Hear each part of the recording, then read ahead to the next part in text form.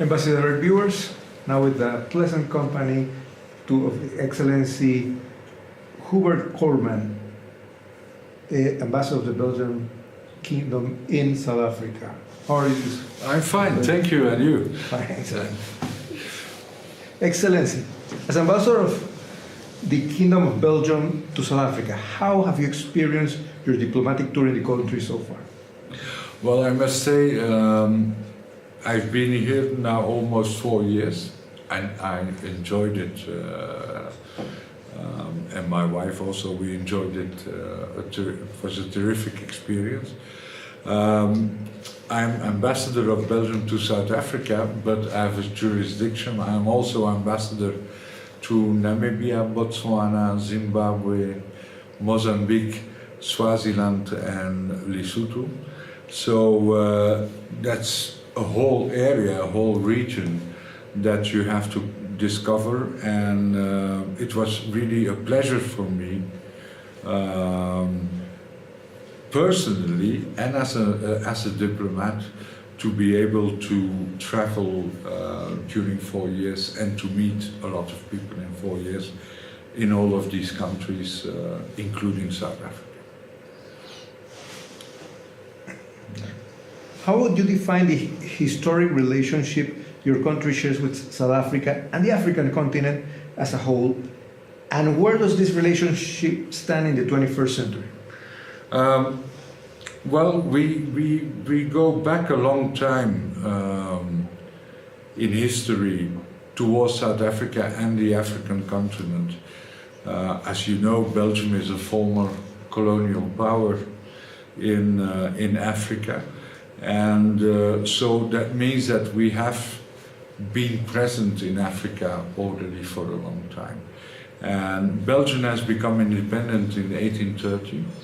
And we established a first diplomatic post in South Africa already in the 1850s. So, and we maintained a presence in Africa since our independence, and then of course when we became a colonial power, that was even intensified. Since then, this relationship has never left us. In the 1960s, we have seen, much fortunately, the independence of a lot of African countries. Like we've seen the arrival of democracy in South Africa in 1994.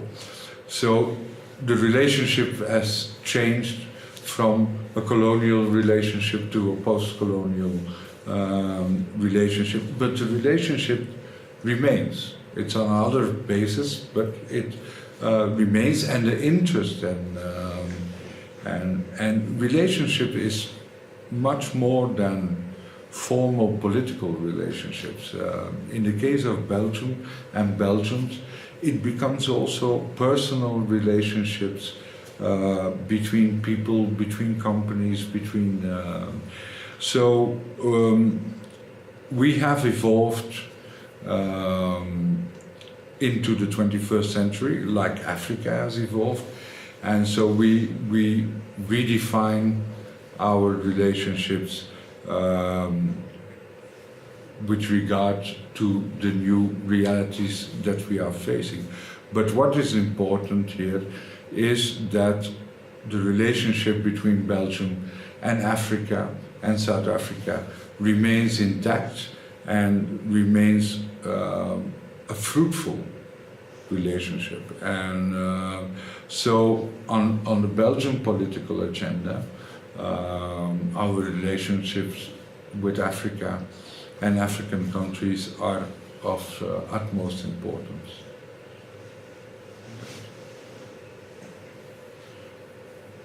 Your country hosts the headquarters of two multilateral organizations, the European Union and NATO. How does such important responsibility defines the Belgian policy as a key role player in international relations of the world? Yeah, it's an interesting question because you could wonder why a small country like Belgium is seat to important institutions like the European Union and NATO. And for that you have to go back into European history. And Belgium, unfortunately, has been the scene of the centerpiece of many of the main conflicts in Europe. So we've witnessed the First World War that was fought on Flanders fields, the Second World War. So for a small country, after the Second World War, and when the European idea was starting to grow, and when also the idea of a common defense was starting to grow, it was obvious that a small country that suffered so much from European conflicts in the past would be an ideal place to locate international institutions that had as primary objective to prevent another war in Europe. And we assume that role. And of course that gives Belgium a unique position within the European Union, within Europe, worldwide also. It means that as a small country we can punch a bit above our weight, because Brussels has become a meeting place, an international meeting place of government leaders, political leaders, and we are hosting all these meetings in the best possible way, together with the international institutions. But that gives us also a possibility to engage with a lot of governments and a lot of countries in a bilateral way, and we try to make the best of profit of our location, and as a seat of those two international institutions. Belgium is also very committed towards multilateral policy. We understand, as a small country, we understand that cooperation is necessary, but also is beneficial. We saw it from our own experience. I am the first generation that has not experienced a war in this country in my lifetime. I mean, all the previous, my parents, grandparents, and further down, they've all experienced war. So we are committed to this. We know that for our own security and our own development, that international cooperation is essential. And not only with regard to defense and security, but also economically. Belgium is a small but very open, active economy. Let's say a good 80% of our GDP is earned through foreign trade.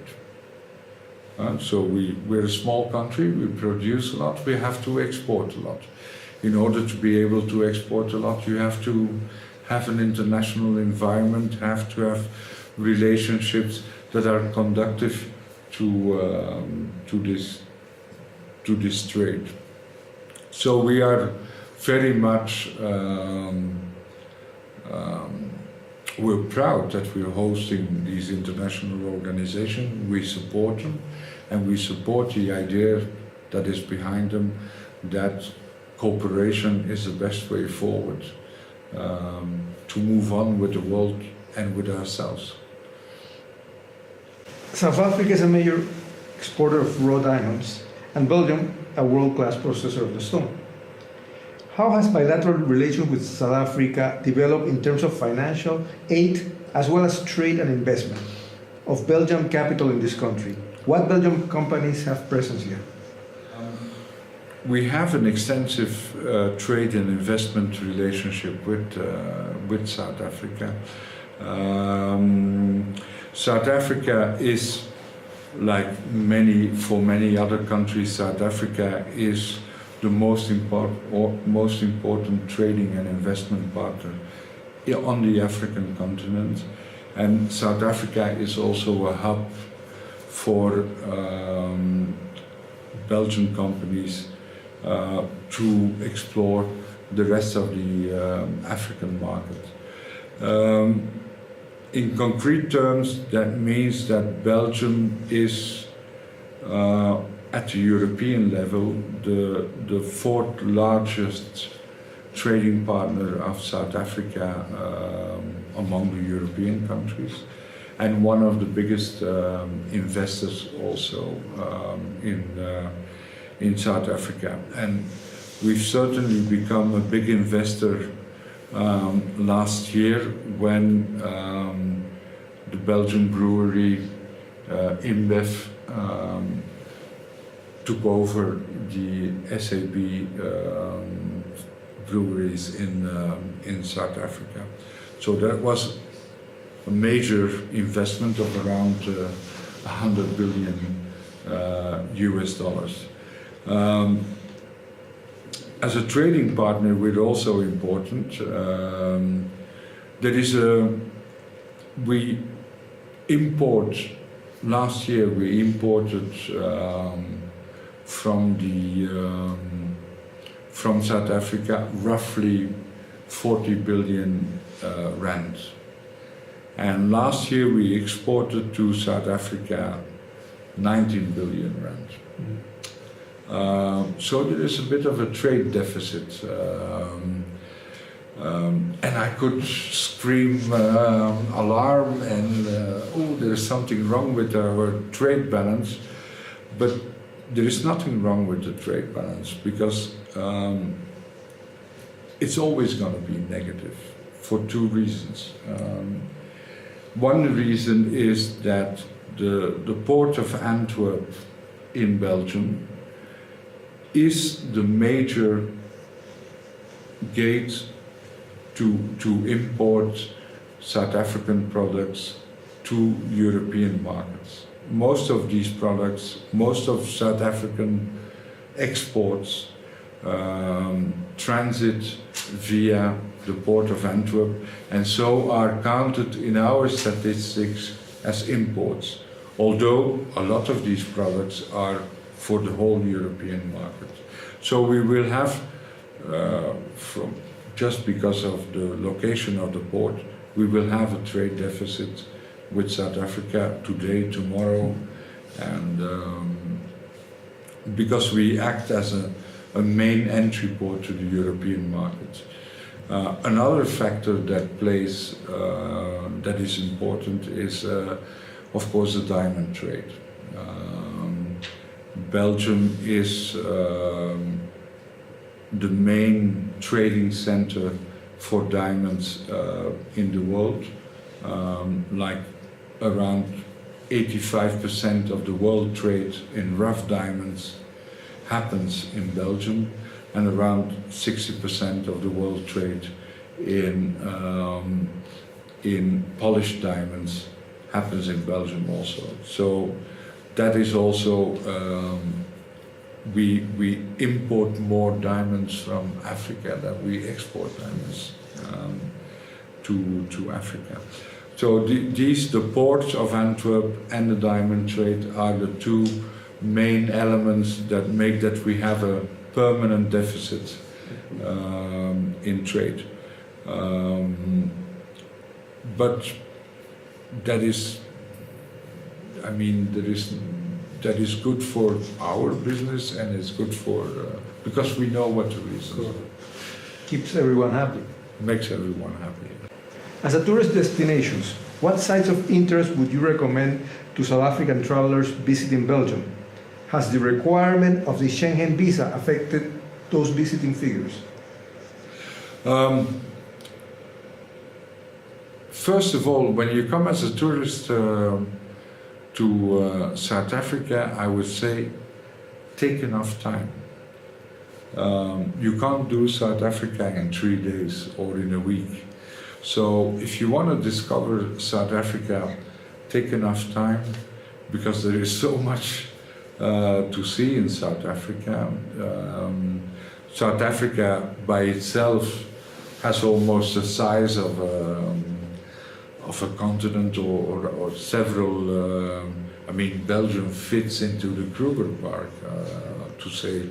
So, to take enough time to discover South Africa would be a first recommendation. And then I discovered myself that the variety in South Africa is so big.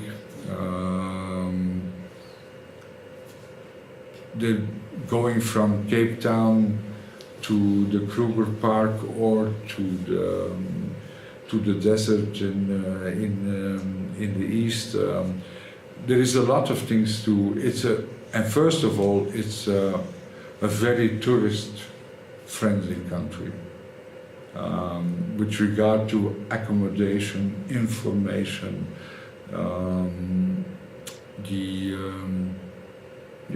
the number of bed and breakfasts, hotels.